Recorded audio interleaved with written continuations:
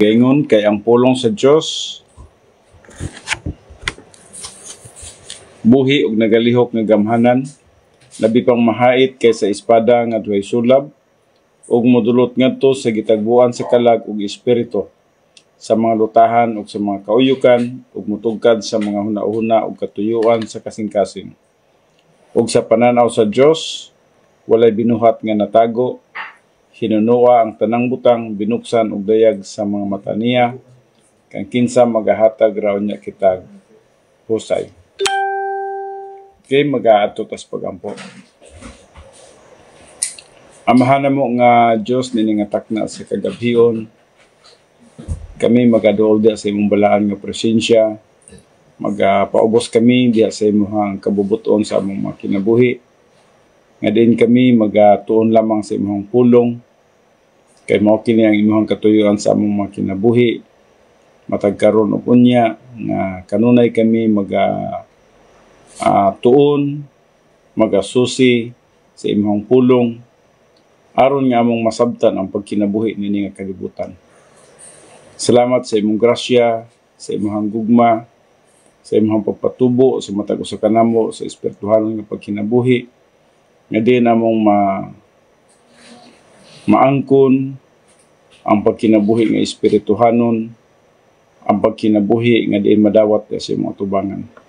Uban ni kami sa among pagtuon, bisan din sa ka-oras nga pagtuon. Father God, we pray Heavenly Father nga ikaw gyud nagalimpyo sa tanan namong kahugawan, sa diyang kami hingalan sa among mga sala, aron kami mahimong limpyo, mahimong in fellowship with you, and ready to learn Bible doctrine and to apply Bible doctrine in our life. Kining tanan ako ginatugyan, ginapasalamatan ng madawat, pinaagi lamang sa pangalan ni Kristo Jesus, atong Diyos ug atong manluluwas. Amen. Okay, maayong gabi sa tanan. Ug padayon pa kita sa ato ang pagtuon sa life ni Solomon. Atong ginapadayon gyapon siya sa Huwebes. Parang dili kayo madugayan kini siya, no? And then atong ma-review sa makadyot diri kita sa The King's Treatise on Old Age. Mao kining narrative or a formal account in writing systematically with regards to the old age of the life of Solomon. Kung namoy mga Biblia, abrihan niyo mga Biblia sa Ecclesiastes 12 verse 3.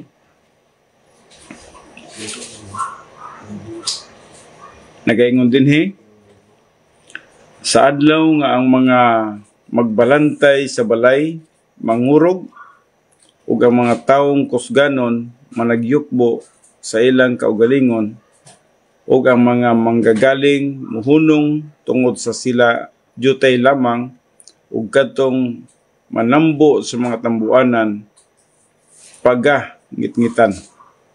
Now just remember nga sa dihang nagasulat si Haring Solomon niini, kini mao ang gitawag nato true to life experience sa iyang kinabuhi. Adunay upat ka mga butang nga gina-mention niya dinhi, kining gitawag niya the watchman of the house tremble, no? Now wala kini siya nagahisgot gyud mahitungod sa usa ka panimalay nga naay magbalantay, kundi naghisgot kini siya sa mga parts sa tao, no? Mga parte sa lawas sa tao ang iyang gisgutan dinhi. Ug ang una niyang gisgutan diri kining the watchman of the house tremble, no? Ang iyang gisgutan diri mo ang atong kamot, no? Kining kamot, no? Mao ni siya ang tagabantay sa atong lawas. In fact, kung may mga away, kini ang nagapanagang, kini ang nagasumbag usab, no? So, ang iyang gisgutan diri, naghisgot mi tungod sa kamot nga diin Mabot ang panahon nga mag-tremble na siya, no? Sa Bisaya gitawag siya og sa adlaw nga ang mga magbalantay sa balay mangurog, no?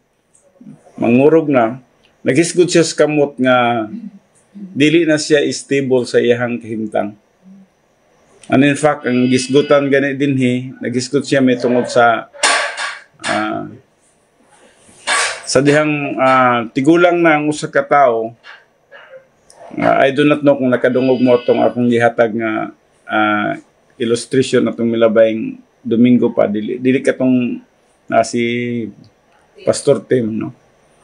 Nga sa dihang nagagunit siya siyang baso, tungod kay iyang kamot kurog na, muinom ta siya siyang royal coffee, apan dili na kayo niya ma-shot sa iyang baba o mayabo na sa iyang sanina. So, buti pa sabot nga ang life gyud nato is very, very short. O dili na nato hulaton ang atong time nga mga lagad ta sa Ginoo niya ng panahon lang tigulang na ta. Kaya na may uban gud ingon sila nga mag-retire lang ko, ihatag na gyud ako ang tanan sa Ginoo, no? Ayaw na hulata, no? Ulahin na siya, no? Mintras karon nga naa kay kinabuhi, ihatag na sa Ginoo. Anyway, dili man pud ingon nga walay labot ang atong mga panginabuhi. Bisan nang ginabuhi ta, basta sabay lang gyapon nga nagapangalagat ta sa Ginoo, okay ra na siya, no? Kaysa kanang ihatag na nato ang atong kinabuhi nga wala na'y pulos, no? Ihatag na nato ang atong kinabuhi sa Ginoo nga wala na'y pulos, no? Mura po nang hatag tag usa ka butang nato sa usa ka tawo nga di na nila mapuslan, no? So ang usa ka butang nga dapat natong pagabantayan ang atong panahon karon. Especially sa mga batanon pa, para kay Jack, kay Jay, mau katong batanon pa, no? Sila Nikila, no? Dapat mabalyo nila ang ilahang time sa ilahang pagkabatanon. Magamit nila ang ilahang panahon sa pagkabatanon. Sumuning gisgutan diri sa the watchman of the house, tremble, no? And the mighty men stoop. So ang mighty men nga gisgutan diri, dili naghisgot may tungod sa katong powerful nga tawag yun, kundi naghisgot siya may tungod sa ato ang tiil, no? Nga mo'y nagahatag og kusog og power sa ato ang lawas. Og samtang kusgan pa nga atong tiil, is dali pa ta makabarog, makatindog, makadagan pa ganito usahay, no? Makalakaw. So siya ang mighty man sa parte sa lawas, no? Unya nakita ka ni Solomon nga yes, ang usa ka tigulang na wala na kusog niyang tiil. Ako na-feel na ako karon 60 pa gani ko, na-feel na ako nga deteriorated na gyud, no? Nanay kahinaan ba sa akong tiil, no? So ganina nagsakay ko multicab. Samtang nagsakay ko multicab, kinahanglan akong itulid. Nya kay piti mong gamaya di mapugos jud og piko, no? Murag mo binhod na, no? Murag mo binhod na siya, no? So something ko na yun, something different na yun kaysa unang panahon.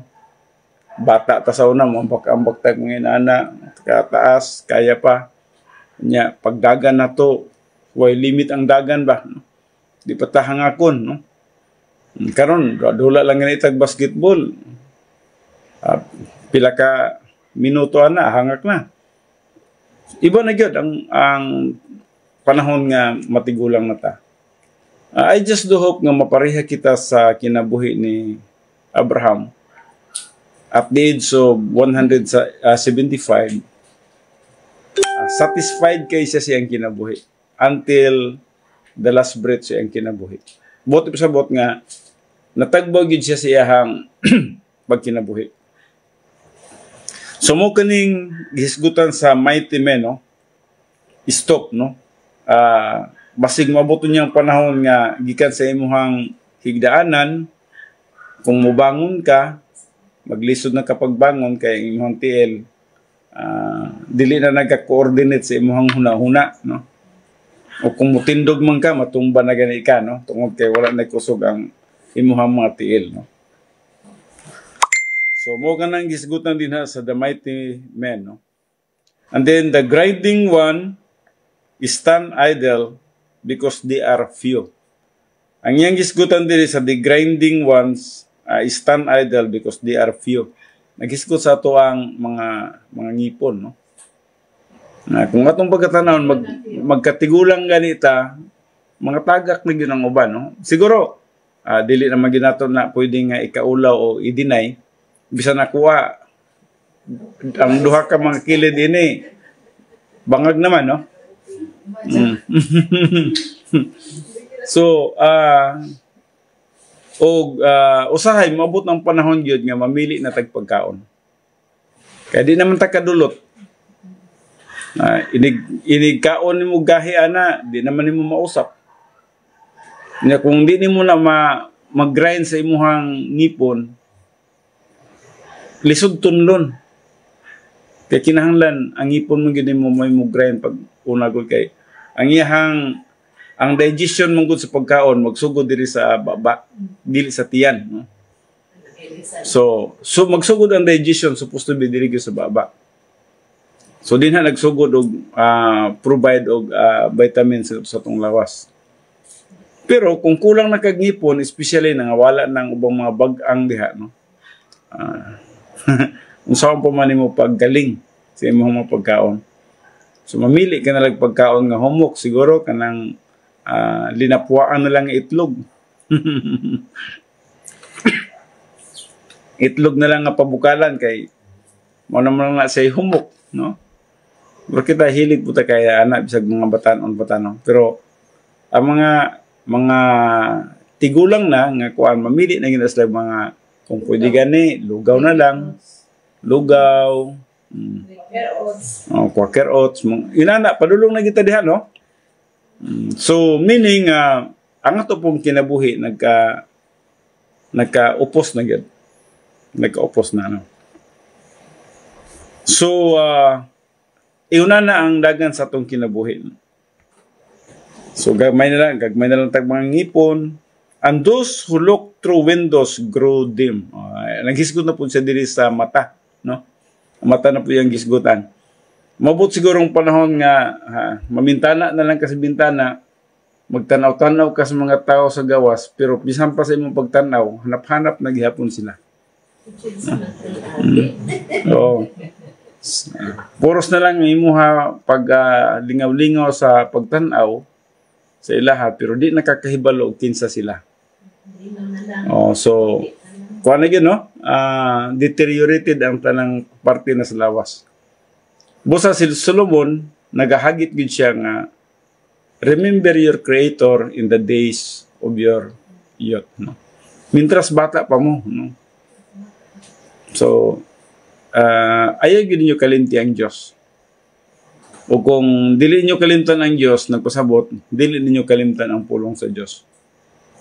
Kaya ang pulong sa Diyos man ang iyang gihisgota dinha, no? So kitang tanan, matubang tanin ni, we all have to face it. Everyone gets old.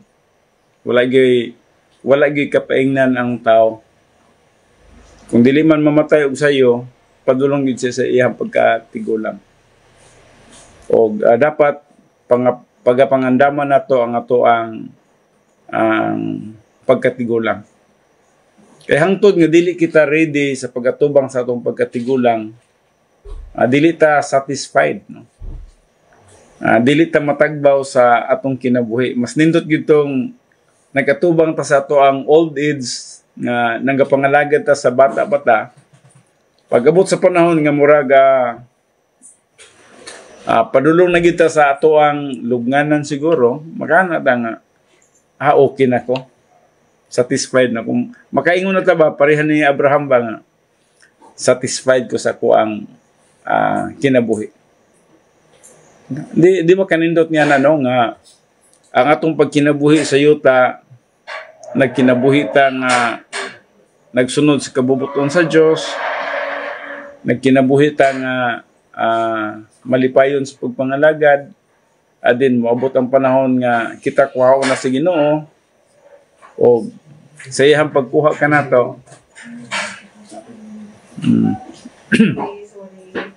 Okay.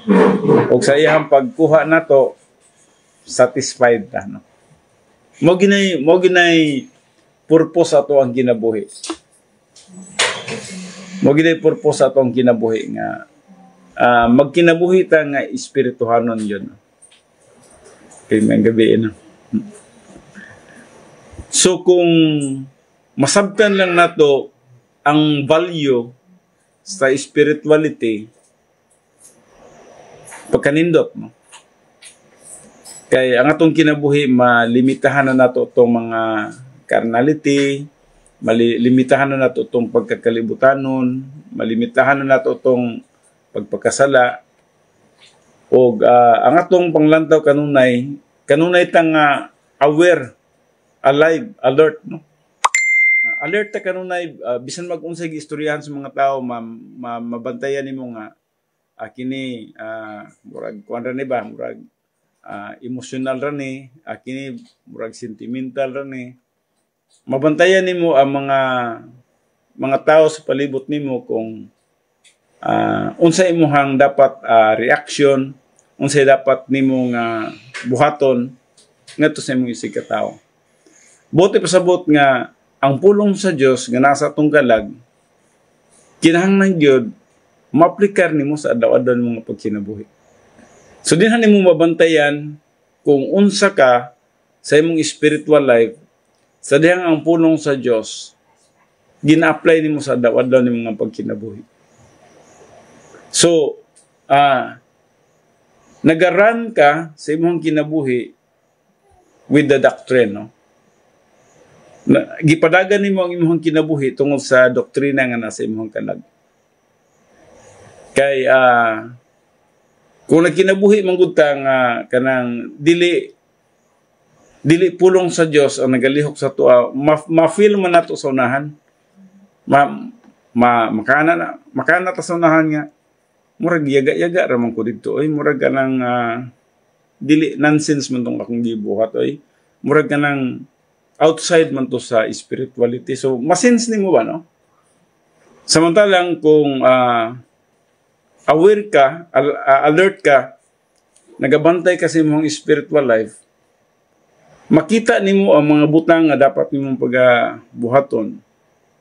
Bisan man sa gitawag na to mga reactions kalibutan. So, mao ka na ang atong nakita nga usa ka nindot nga panambago ni Haring Solomon nganhi ka nato. Andin diri na usab sa Ecclesiastes 12:4. Sa 12:4 mingon siya, ug ang mga pultahan pagatak-umon diha sa kadalanan. Sa diha nga ang dinahunog sa pagaling mahinay ug adunay mubangon tungod sa tingog sa usa ka langgam ug ang tanang mga anak nga babayi sa huni paubson. Now, nata sa Ecclesiastes 12:4. So, diri usab sa gitawag na to pagsulti niya and the doors on the street are shut. Naghisgot siya mahitungod sa atong kinabuhi nga dili na kaya ma-involve sa socialization. Unsa man nimo pag-involve sa socialization nga wala na may kusog imong TL. Ang imong kamot magkurog naman. Di naman ka makakita gani pag-ayo. So, naghisgot siya mahitungod sa wala na tsansa sa imuha ang kanang socialization. Which is today able ka pa no? Makalakaw-lakaw pa ka, makahimamat pa ka sa mga tao, siguro mag-enjoy pa ka sa ubang mga butang. Pero by that time, kinahanglan aware ta og atong pagabantayan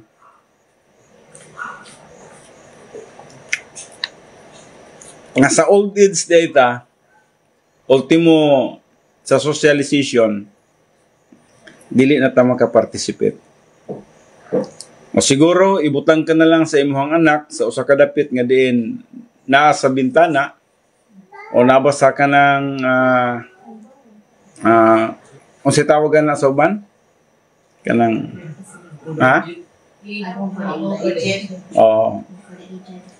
ibutang ka sa home of the aged, no? So, which is, kung imong pagkatanawon, wala na kay opportunity sa gitawag na itong socialization. So, morning isgutan sa and the doors on the street are shut, no? Wala na ni sa tuwa mo, abot ng panahon lang kung matigulang magyutap. Well, pasalamat lang ta, no? Para po sa tuwa, tag 70 years, tama naman po na. Hindi na po ta kayo dapat mangandoy pa og 90 or 100 kung ang atong kinabuhi man lang dili naman po nato ma-enjoy, no?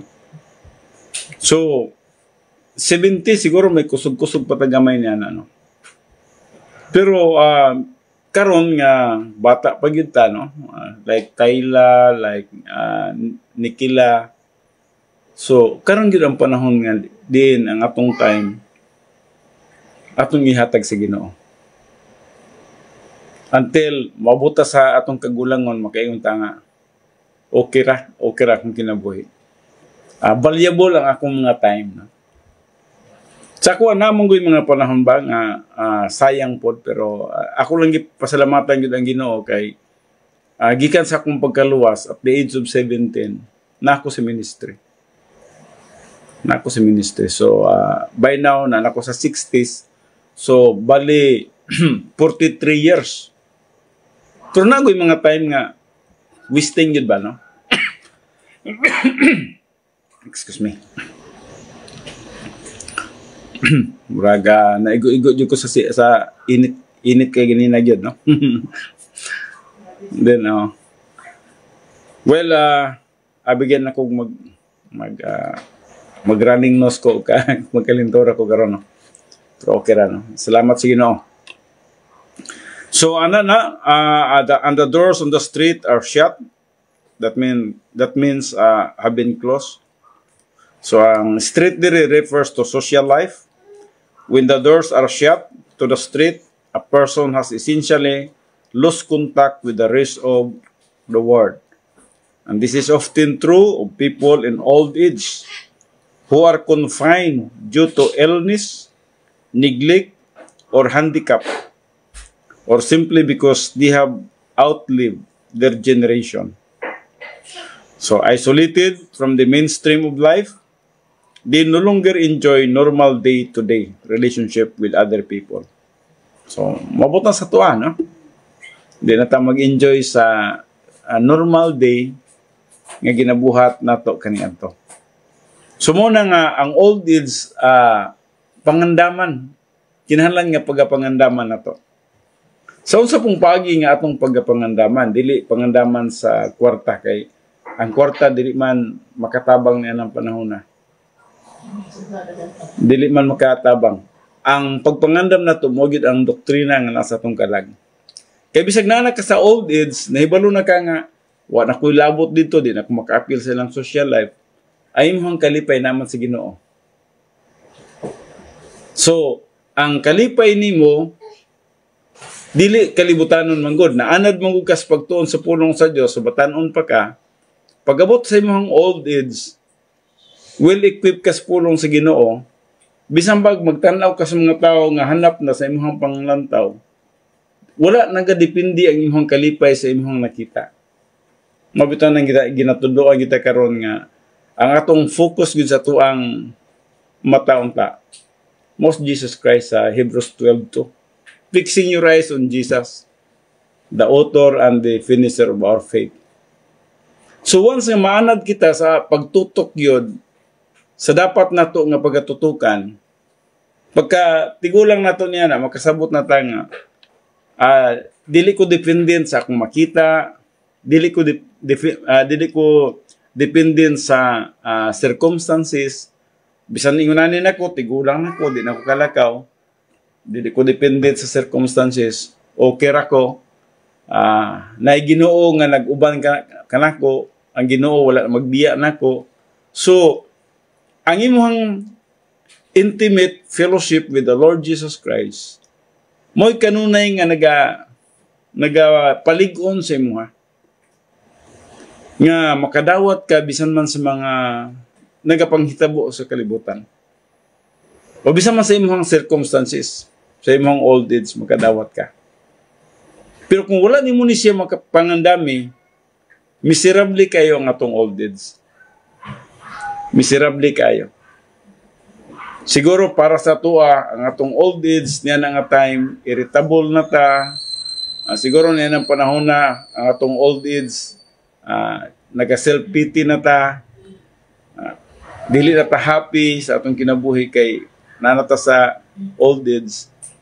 But kung napangandaman nimo ang imong old age sa pulong sa Dios, morning panahon na nga ikaw ligon og ligdong bisan man sa circumstances nimo nga ang imong kamot magkurog na, ang imong tiil wala na kusog, ang imong mata halap na, bisan man ang imong baba di na makakaon og insaktong pagkaon. Ka-remember ko atong well known kay ni siyang tao diri sa Davao City tungod kay dato ni sila, no. Dili lang nato i-mention ang pangalan. Pero sa dihang gipangutana siya sa sekretary sa usa ka dakong kumpanya kay ang katumanggong kumpanyahan nag-arkila sa ilahang property. Daghan man sila mga property nga gipang-arkilahan. Gipangutana siya nga, sir, kanang unsa man gi pagbati, sir, pareha ng inyong kahimtang dili lang milyonaryo gyud ba, kung dili dato gyud. Mingon din siya nga ang iyang tubag mao nga,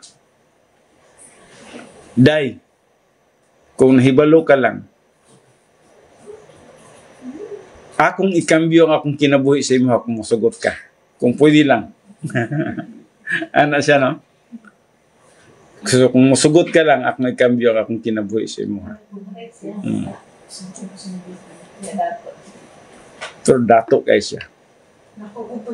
Kananggikan nga property sa dinha sa Novachira padulong dito sa padulong sa ilaha mong mga property dinha ipang-arkilahan na.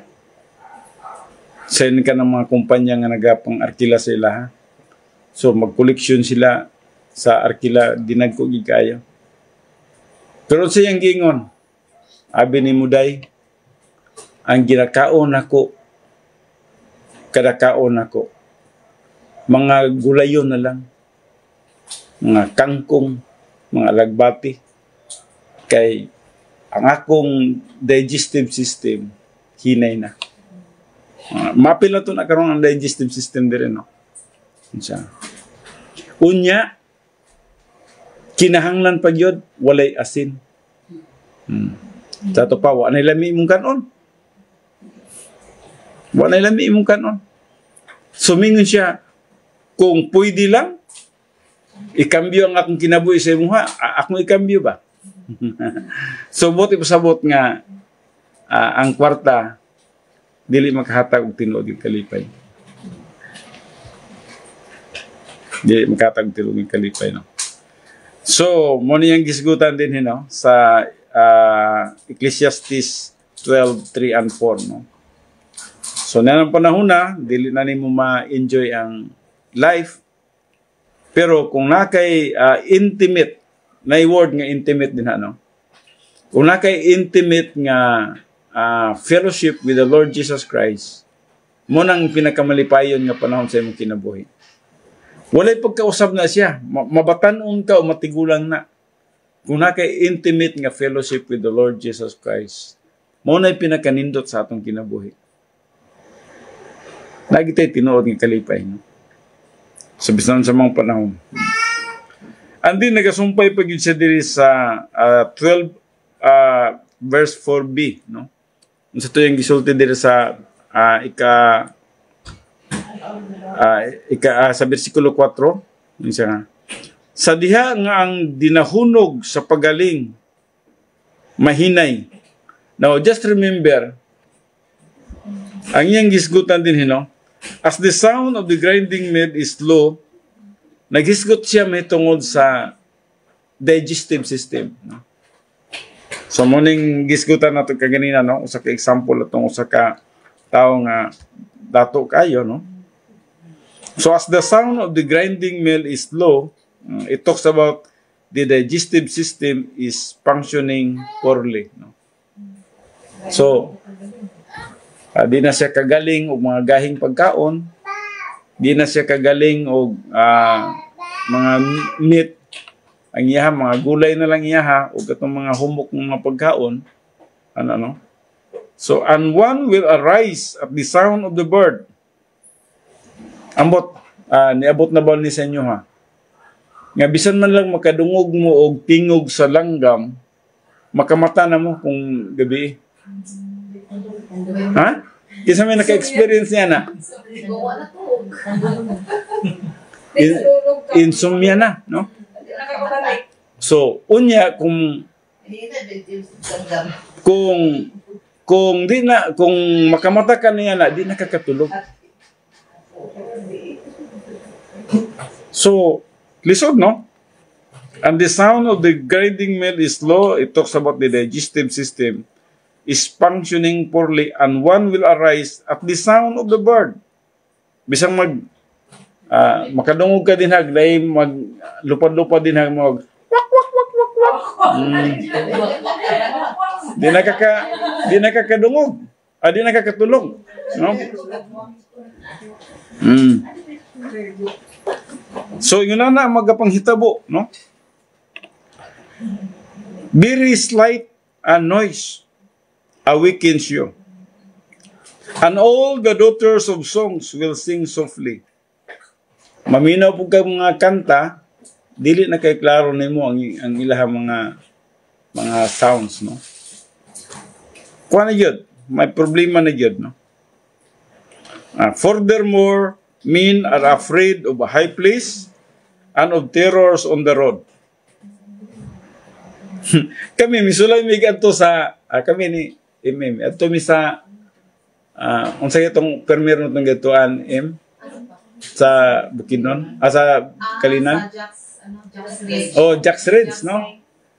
Mi ato mi dito onya, nay more than 600 steps dito. 600 steps ba? Akong tanaw-tanawin ko, di ko kabalik pabalik ba? 600. Wag ka na, okay ra. Nya kasi awing nagpalayo naman kayo si awing. Hindi naman ko kapas. Nya, tanaw ko balik sa taas, pagkahanan ako, hala, layo ko naman din ako. Nagpatuyan ko, sunod di awing ba, nya paglingin ako na, layo ko naman din ako. Tinuod yun. Pagbalik na ako, katulog kong pahulay, kay mura kong mura kong di ka ginawa. Steve, hinay kay akong lakang. Imagine that at the age of 60, nanaday ko anang kahintangan. So, dili na kapwede sa mga tag-as nga mga dapit,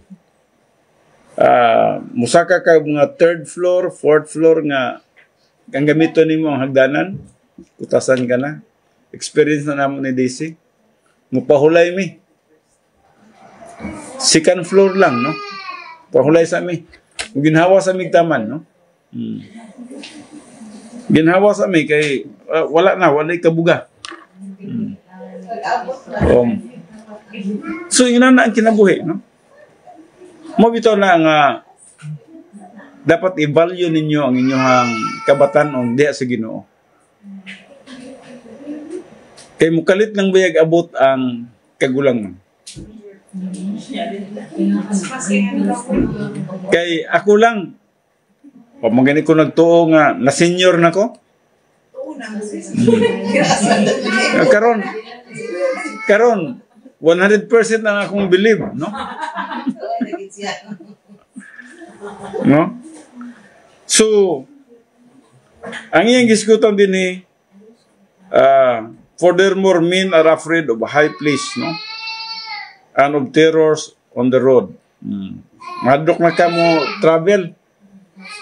Nanakay fear of travel, no? Napabeto'y gusto mo travel, no? Ako, motuhay po kong Japan. Plano po kong atong Japan, pero basig mabot ng panahon na nga ultimo pagsakay sa aeroplano, di na taktikan. So, fear of travel, no? And the almond tree blossoms. The grasshopper drags himself along. Loss of physical strength. And the caperberry is ineffective. Nag-isgot siya may tungod sa pati ang sexual life ni mo wala na.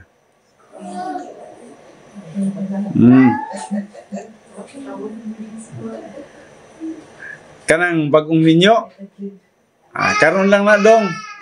Pag-enjoy mo. Time will come. Wala na sa inyo, ha? Huna-huna na lang magdako.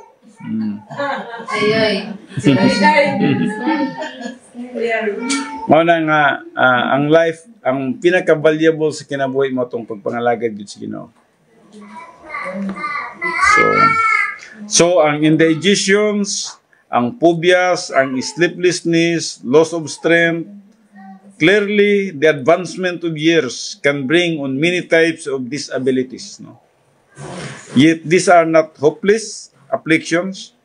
These are challenges designed to reveal the patience, faith, and fortitude of a soul prepared through the consistent intake of Bible doctrine. So, iganala, no? Kinahanglan na itong atubangunon, kinahanglan na itong pagabantayan, o kinahanglan na itong pagapangandaman. O nga makapangandam lang taniya na sa dihang kita, kanunay nga nagatuon sa pulong sa Diyos. Learning Bible doctrine. Actually, ang atong kinabuhi karon mo lang yun ang pagtuon sa pulong sa Diyos. Nya kung sa may atong natunan, i-apply. Kaya nagkinabuhi bitaw ka nga bisan kag naglakaw ka og mga mall nga nasa imuhang mind ang imong hunahuna gyapon nga spiritual gyapon. Huna-huna gyapon ka sa mga espirituhalong butang. You are in fellowship with God. No? Bisag asa ka nag-adto, wala ka anang hilabot sa uban, wala ka naghunahunag dautan sa uban. Para sa imuha, relax mental attitude ka. So, nagkinabuhi ka nga uyon sa kabubot nun sa Diyos. Muna pinakanindot. And then, ang pulong sa Diyos nga nasa imuhang kalag, na himong realidad sa imong adlaw-adlaw nga pagkinabuhi. Kung dili nimo ikinabuhi ang pulong sa Diyos karon, dili nimo makinabuhi na sa imong old age. So karon na nimo dapat ikinabuhi ang pulong sa Diyos.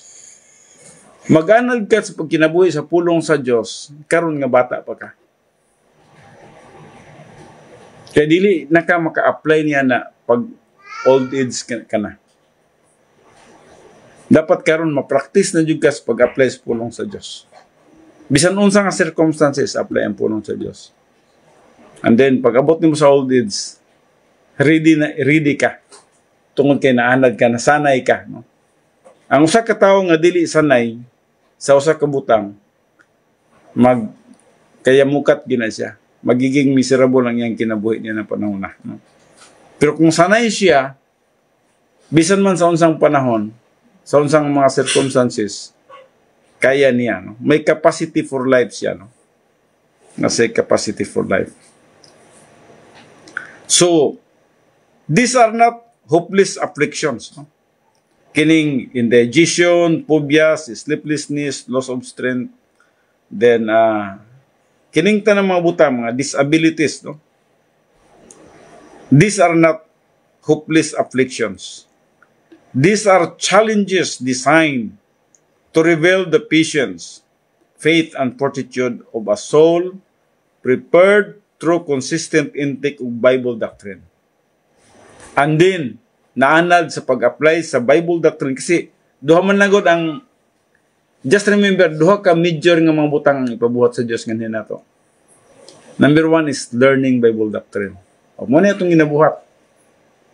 Every time nga natay gathering, learning Bible doctrine. And then ikaduha, when you learn Bible doctrine, apply Bible doctrine. I-apply ni mo na siya dito sa dapit nga diyan ay mga circumstances. Application of Bible doctrine. And then manad kaniya na pag-abot sa panahon nga nanata sa old age. Kaya naanad ka man sa bata pa ka. Mahimo na ka na nga o sa tawag nila na mahabit na nimo, no? Mahabit na nimo sa imong kinabuhi. Bisan man kung maabot ka sa taas ng edad, no? For such a believer, old age strips the body of its glamour to emphasize the beauty of the soul. Whatever frailties the years have brought are eclipsed by the inner contentment animating his soul. His life becomes one of tremendous impact as he demonstrates to others the sufficiency of God's grace provision. So dinhan mo makita nga grabe ka laom o grabe ka accurate ang provision sa Ginoo sa atong kinabuhi. Gikan sa gamay pa ta, hantod nga nagdako ta, hantod nga natigulang ta. Ang provision sa Ginoo insakto o accurate nga din kita magkinabuhi gyapon nga uyon o gitawag na to kagustuhan sa ato ang Ginoo. Well, natudlo na nako ning doctrine of grace ato Once nga masabtan nato ang doctrine of grace, gikan sa common grace, efficacious grace, saving grace, then super grace, ultra super grace, logistical grace, dying grace, and then surpassing grace. Kung masabtan nato ning 8 ka doktrina sa grasya, kasi ang tanan magud masum up na diri, no? Once nga masabtan nimo ning 8 categories of grace, masabtan nimo unsa kadako ang grasya sa Dios sa atong kinabuhi. Like for example sa atong pagpangalagad, halos tanang mga simbahan karon naga-encourage nato sa pagpangalagad. Og tama lang gyud nga mga lagad ta.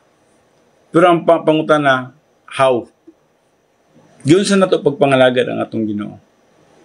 Naiuban, wala magkadimao. Naiuban, through emotion. Naiuban, mga mali nga mga pamagi. Dili procedural, dili protocol. Now, unsa man gyud ang pagpangalagad nato? Pag maghisgot ta og halimbawa naluwas na ka, human sa imong kaluwasan, kinahanglan man gyud nga ikaw magatubo. Mao nang gingon ni Pedro, managtubo ka mo sa grasya ug kahibalo sa atong Ginoong Hesukristo. Duha pud ang iyang isgutan din grasya ug kahibalo sa atong Ginoong Hesukristo. Nganong giunag gyud niya ang grasya ug unsa ka importante ang grasya? Ang grasya man God, kinahanglan masabtan nimo nga walay ato sa kalibutan. Walay ato sa kalibutan. Bisan man ang atong gipuy-an, ang atong mga kwarta, ang atong mga giisip nga mga trabaho, nga gwapo kayo, mga negosyo, dili niya to, grasya ni siya sa Dios.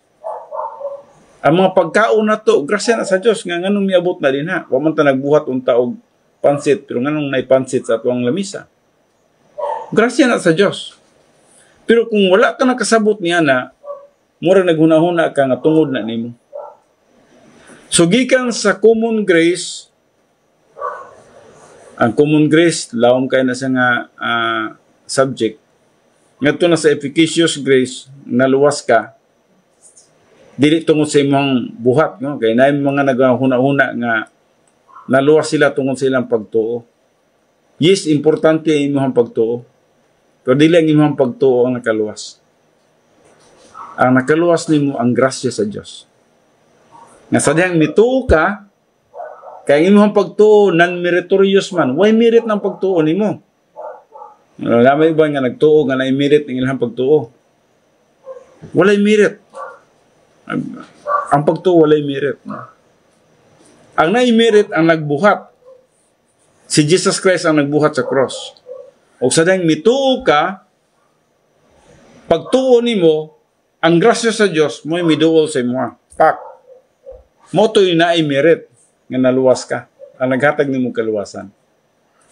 Walay imos kaluwasan. Nayuban mo, angkon man nga naluwas gid sila kay tungod nila. So kinahanglan maklarta niya na, maklarta niya na. Saving grace. It is purely the work of Christ on the cross. Pag-abot na dito sa logistical grace, dapat masabtan na to nga ang Diyos tanan ini nagbuhat, no? Bisan man sa katong gitawag na to mga pobre, arangan, dato kayo, o kini silang tanan atong nakita ginapakaon sa Dios. Sulod nini nga planeta. Sulod sa atong planeta, no? Nakakaon tang tanan. Siguro lahi-lahi lang kayo og sistema ang pagkaon nato. Kaya ang pagkaon siguro sa uban, kuan kayo kanang prestigious kayo, famous kayo, kuan kayo kanang lami kayo. Pero ang ubang po nakakaon gyapon, abot gyapon sila sa busog, no? Bisag unsa ra bisag gulay ra nga dahon din gi lapuan. Magabot ra gyapon sa busog, no? So ang Diyos, minhibalo niya na, nagpatubo sa mga gulay, nagpadaghan sa mga isda, nagsigig panganak ang mga mananap, ang prutas sigig pamunga, ang mga humayan sa tibok kalibutan, tingala ka nga, makakaon yun ang talan, no? Mga wheat. Now, kinsa man ang nagbuhat niya ng tanan? Muna'y sa logistical grace ang Diyos gyapon niya na.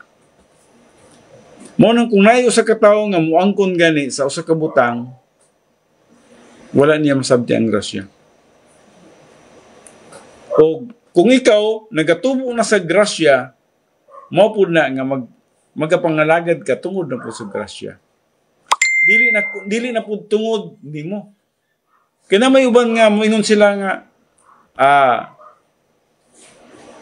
ako yung sundon pag-ayo ang Ginoo, ako yung himayaon ng Ginoo. Tama man na siya, pero just remember nga dili imong effort ang magkapahimaya sa Ginoo. Masabtan ninyo na, no? Balik ko na ko. Dili atong effort ang nakapahimaya sa Ginoo. Ang Diyos, himaya na siya, bisan pag wala ta. Himaya na ang Diyos, no? Now, usay mingon ta nga, yes, ako yung himayaon ng Diyos sa akong kinabuhi. Pero kung wala kang nakasabot sa doktrina o kung saan paghimaya sa Diyos, ang mahitabo din ha, imong effort. Now, unsa man na to paghimaya ang Diyos? Sa inyong una-una, unsa paghimaya ang Diyos? Okay, pagtuon sa pulong sa Diyos. Okay na, no? Unsa pa iban?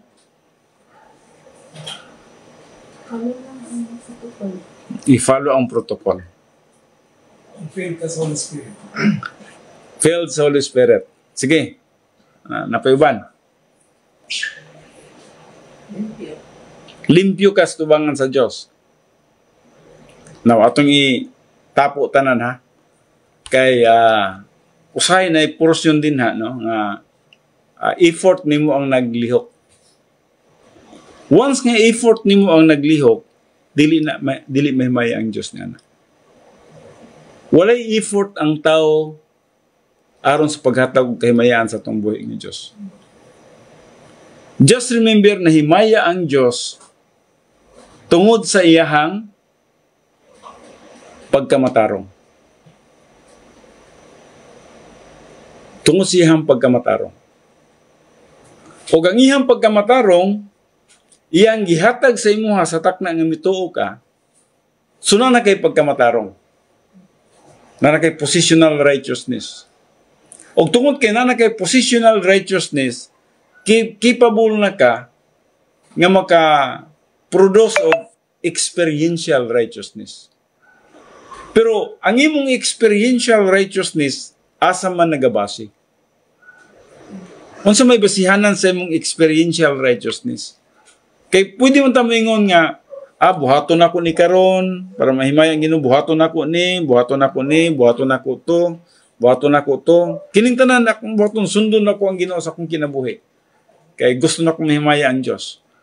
Sige daw, hutda daw buhat ang tanan. Ang pangutana, nahimaya ba ang Dios? Now, nara ang protocol sa gisulti ni Glinda. Sa gingon ni Brindo, filling with the Holy Spirit, nara ang protocol sa paghimaya sa Diyos. Sa gingon ni DC, sa diha nga limpyo ka sa tubangan sa Diyos, sa diha nga filled ka sa Holy Spirit, sa diha nga gisunod nimo ang protocol plan of God, wala kay effort. Wala kay effort, ha? Unsa may naa sa imo, ha? Ang balang espiritu nagtrabaho sa imong kinabuhi. O kung nagtrabaho siya sa imong kinabuhi, ang balaang espiritu nagtrabaho sa imong kinabuhi, nagproduce siya. Nasa production. Kanang gisgutan sa Galatians 5:22-23. So, nasa production sa sulod sa imong kinabuhi. O kung sa manang production niya sa sulod sa atong kinabuhi, nagka-produce siya og love, joy, peace, patience, goodness, self-control.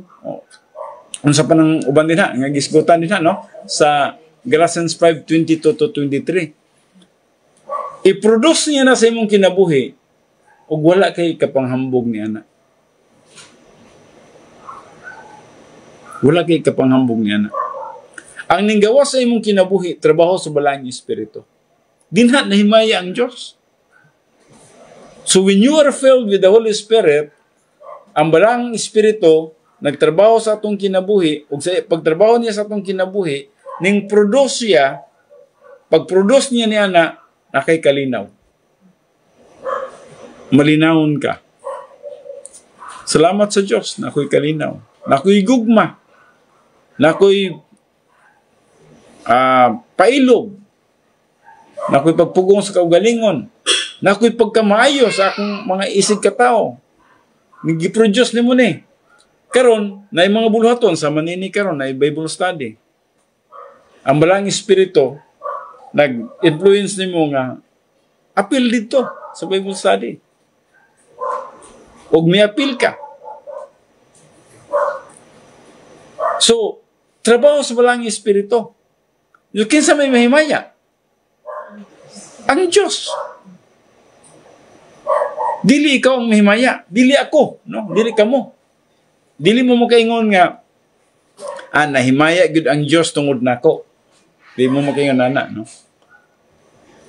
Ang Diyos nahimaya tungod sa iyang himaya. Ang Diyos nahimaya tungod sa iyang pagkamatarong. Nga diin migawa sa atong kinabuhi. So nga to, igo lang tang nag-yield. Nag-yield ta kung sa ang leading, guidance, o influence sa Holy Spirit. Mabito nang usahay kung makadungog tag mga tao nga murag grabe ang ilang effort nga gusto nilang mahimaya ang Dios. Usahay dili man kita nagahukom, no, pero makana ta ba, ay kasayang, no, wasting kayo kasi daghang kaayong mga tao karon nga nagunahuna nga ang ila yung effort gyud sila, effort gyud sila. Nindot man ang effort kung guided ka sa Holy Spirit. So, mahimaya ang Diyos ng yun sa dihang ikaw, limpyo sa tubangan sa Diyos, filled with the Holy Spirit, in fellowship with God, and then sa dihang na mga leading o guidance sa Holy Spirit, nag-yield ka. So, importante na, kanang yieldedness, tama po na siyang yieldedness. Pero dili pwede ang yieldedness sa dihang carnal pa ka. There is no yieldedness in carnality. Maka-yield lang ka sa dihang spiritual ka. Huwag mo ng panahon na nga magsikag yield sa Ginoo. Yield ka sa Ginoo. Musunod ka sa Ginoo. So sa unsang paagi nga musunod ka sa Ginoo, tungod ka na i-leading sa imuha. Dili kay musunod ka sa Ginoo para magiging spiritual ka. Baliktad na, no? Dili na kana siya nga procedure baliktad, no? Dili ka musunod sa Ginoo para magiging spiritual ka. Dili ka magiging spiritual niya na. Misunod ka sa Ginoo tungod kay spiritual ka na. Sa imong po kay spiritual, misunod ka sa Ginoo nining buluhatuna, misunod ka nining buluhatuna, misunod ka nining buluhatuna tungod kay spiritual ka. Dinha ang yieldedness. Dili pwede ang yieldedness maguna para ma-spiritual. Spiritual sa ka bago ka mag-yield. So ana siya, no? Importante nga masabtan gina siya. So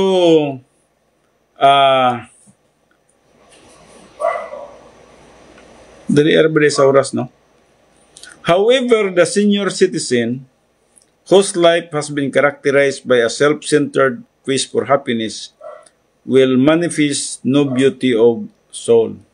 So katong matigulang na gani niya, wa niya masabti ang pulong sa Diyos, niya self-centered siya, murag niyang nauna nga tungod niya, napay ubang gani, naluwas sila tungod nila, niya nangalagad sila tungod nila, dili tungod sa gahom sa balang espiritu. So makita na din ha silang kinabuhi nga mo resulta sa gitawag nato og miserableng kinabuhi. Without the inner resources of the Word of God, his old age can easily be plagued with fears and frustrations. So kung wala gani siya pulong sa Diyos, walay inner resources of the Word of God sa iyang kagulangon, nan ato makita kana siya permanente gina siyang gikastigo sa mga kahadlok o mga frustrations, disappointments sa kinabuhi. Magapangita sa kalipay sa gawas, mangita sa kalipay nga kalibutanon, apan dili tinuod nga kalipay ang iyang maangkon. So in Ecclesiastes 12:5b, Solomon's allegory turns to the subject of physical death. Although God has always known, when each of us will die, not one of us knows when mortality will give way to immortality. Life hangs by a slender thread that can be snapped at any moment. Mura lang tag, nagsubay sa usa ka gamay kayong hilo. No? Ug samtang nagasubay tas gamay kayong hilo, usa lang kayo ka bikil niya na wala na tas kalibutan. In fact, atong matuna na sa sunod na pod nga pagtuon nato ang ug unsa ka mubo lang atong kinabuhi. Nga samara ta sa nagsubay sa usa ka gamay kayong lanot o hilo. Nga pagkabugto niya na bugto ng atong kinabuhi. And that's life, no? But I just do hope nga taga-ampatag panahon sa Ginoo, makapadayon bata pagtuon, atong pagatunan ka na sa sunod ng panahon. Wala na tayo oras, no? Basta din yan ang tataman, o moto ta sa atong pag-ampo. Amahan na mo nga Diyos, salamat sa panahon, sa pagtuon, sa imong pulong, salamat sa imong grasya, sa imong gugma, ug sa imong kaayo. Salamat sa imong pagtabang, pag-uban ka namo, bisan sa among pagtuon sa imong pulong karon. Nagaampo kami, Father God, nga mahimo ka tong bililhon sa among kalag. Salamat Father God sa imong pagtabang kanamo. Ginauli na ko ang tanang pagpasalamat pagday kong paghimaya ang anak kanimo. Pinaagi lamang sa pangalan ni Kristo Jesus. Amen.